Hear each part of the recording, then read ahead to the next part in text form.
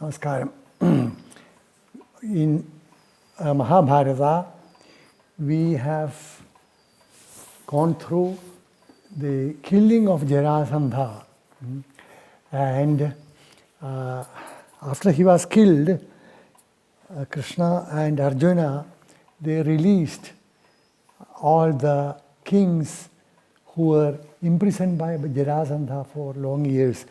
It was his habit to imprison the kings whom he defeated, because he had an idea to do a big, great human sacrifice.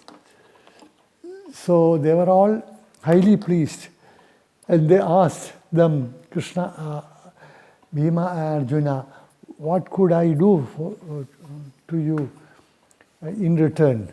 Then Krishna just laughed, said, no, we need nothing in return. But we inform you that Yudhishthira is about to perform a Rajasooyam.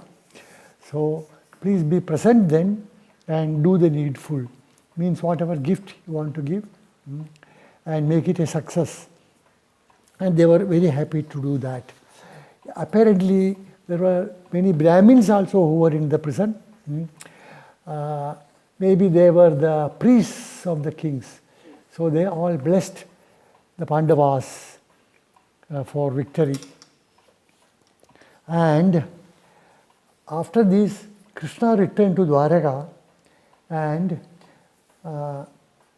Bhima and Arjuna went to Yudhishthira, and as per the arrangement, the four younger brothers, Bhima, Arjuna, Nakula and Sahadeva, they soon started on a victory march in 4 different directions. Arjuna went to the north, Bhima to the east, Nakula to the west, and Sahadeva to the south. And we'll start with the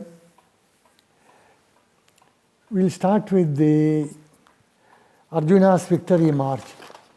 As he said, Arjuna went to the north.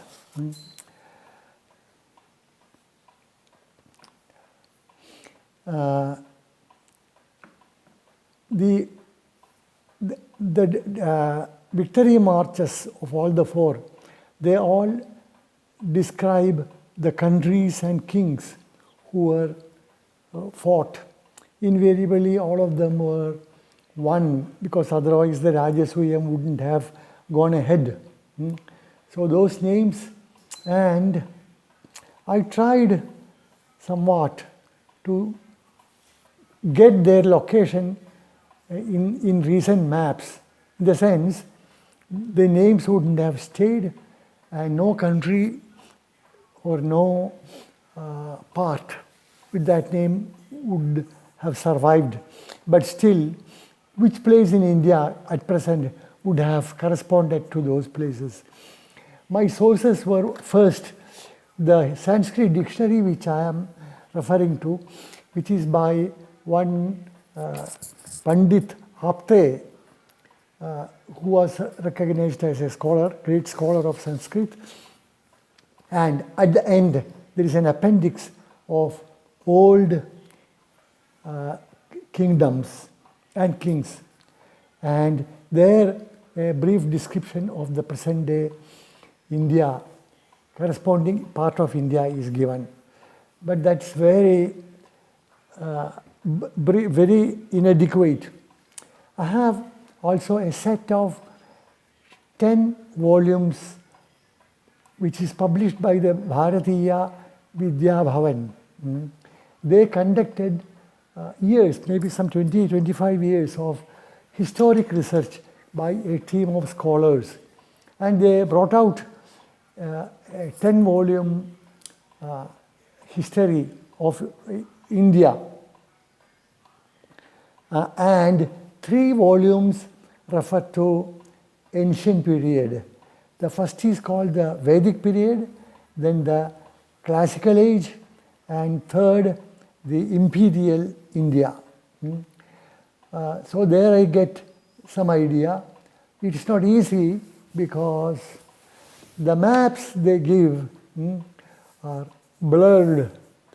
The print is very poor, so it's not readable, and the scripts are small. And for me, the time was very short.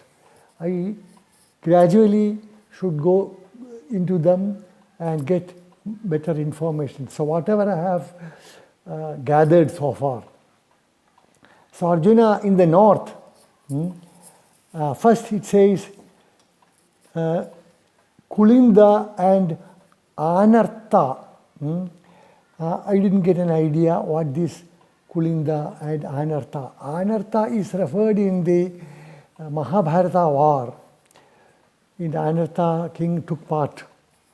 Then two islands, Shakala Dvipa and Sapta Dvipa, which is strange because Arjuna went to the north of Delhi, and I can't imagine some islands there because it's all hilly area all the way up to the Arctic Sea.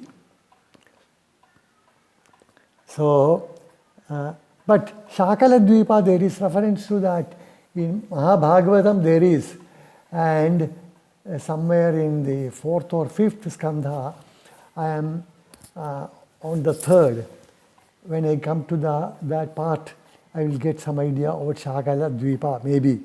But very difficult because there the world is described as 7 islands, 7 consecutive islands.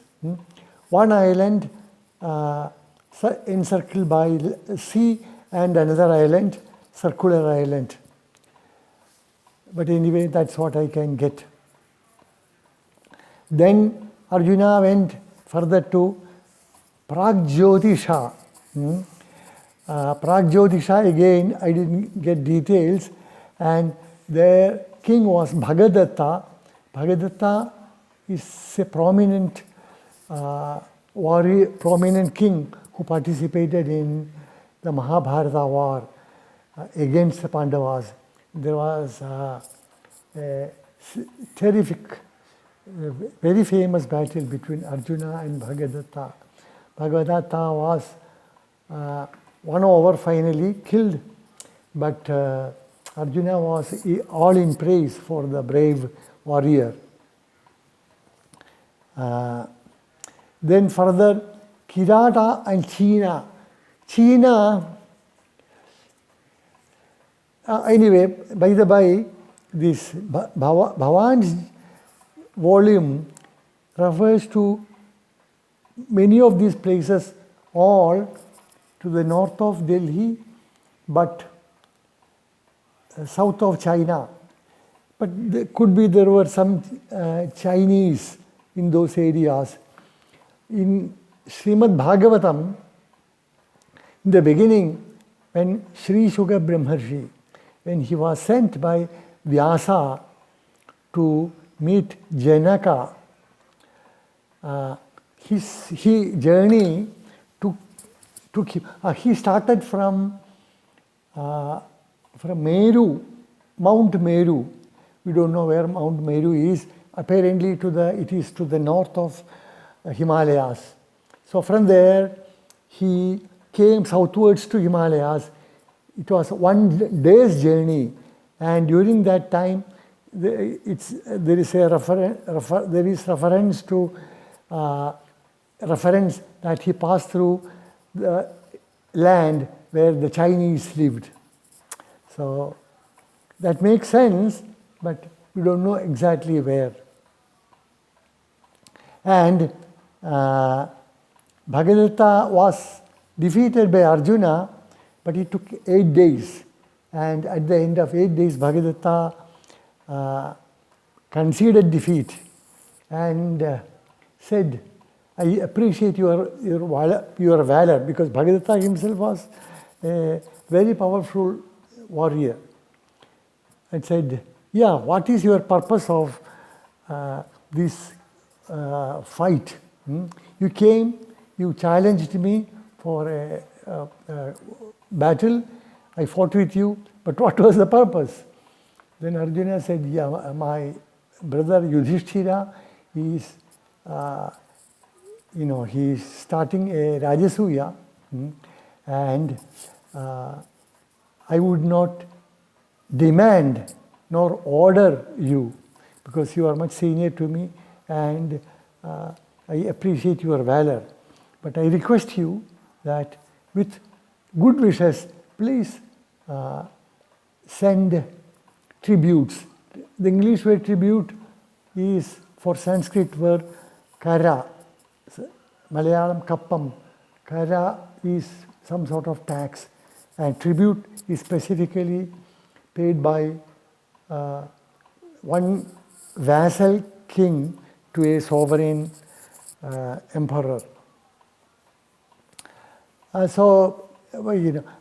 Bhagadatta said that he was a friend of Indra, Arjuna's father, so he appreciated Arjuna's efforts.